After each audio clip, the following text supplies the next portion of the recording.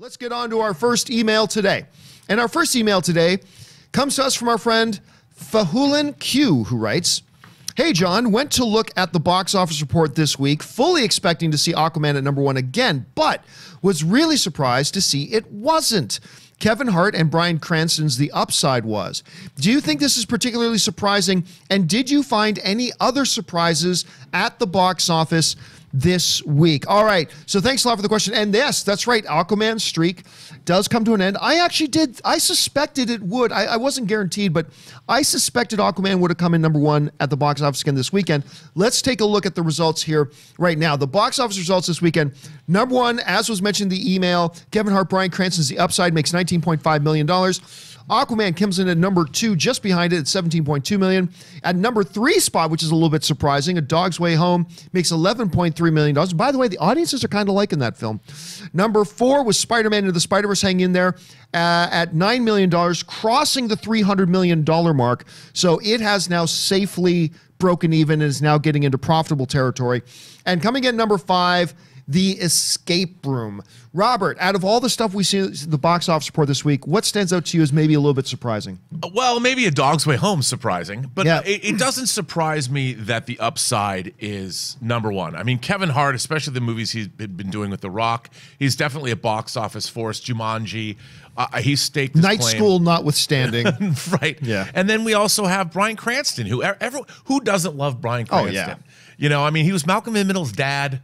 He was Walter White. I mean, everyone He was loves Jerry Seinfeld's dentist. That's in Seinfeld. Yes, a lot of people look that up, guys. He was Jerry Seinfeld's dentist. And you know, this is actually a remake of a French film. So a lot of The people Untouchables. Yes, and I have not seen the movie, but look how it looks. The trailers look really funny, and apparently it really delivers. It's a good film. So you know, when everyone says, "Oh, it defeated Aquaman at the box office," yeah, after 4 weeks. Yeah. You know, I mean, it's like Aquaman just crossed $1 billion. So I don't think the Upside's going to be making.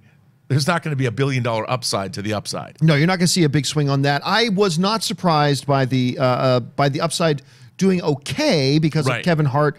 Kevin Hart draws. I mean, he just does. So I wasn't surprised. I still thought Aquaman might nudge it out there, and it was very, very close. Very close. By the way, so I saw The Upside. It's good. It's good.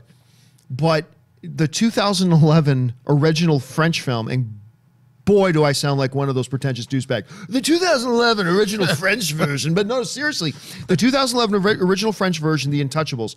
And this one is, at least from the trailers, you think it's a shot-by-shot remake. And it's not a shot-by-shot remake. Right. They do take enough liberties, but it is the same film. That if you like The Upside, you owe it to yourself to go and check out The Untouchables. The Untouchables is so moving and fun and funny and uplifting and impactful at the same time. The Upside doesn't hold a candle to The Untouchables, but it's still an enjoyable film, and I think if you have a chance to get there and see it. I'll tell you what my biggest surprise was. I was not expecting Replicas to be a big hit, the new Keanu Reeves film. I was not expecting it to be a hit. However, everybody's buzzing about Keanu Reeves right now. John Wick this, John Wick that. Everybody's excited and blah, blah, blah. So you got him starring in this movie. Replicas debuted at #12 at the box office, making $2.5 million in wide release. Again, I was not expecting Replicas to be in the top 2 or 3, but $2.5 million for Keanu Reeves, whose name is really hot right now. I mean, if this doesn't do anything else other than remind us that stars don't bring out the people to the theaters anymore. Plus, I thought the marketing for Replicas was terrible. Not good, and not a lot of it either. No, I mean, how can you go wrong with Keanu Reeves trying to bring his dead family back to life? You know, everyone watched him try and avenge his dead dog. You can't turn that into a movie people want to see. We were all more emotionally connected to the dead dog, though, I think. I guess so. Who wasn't? All right, what's our next topic today?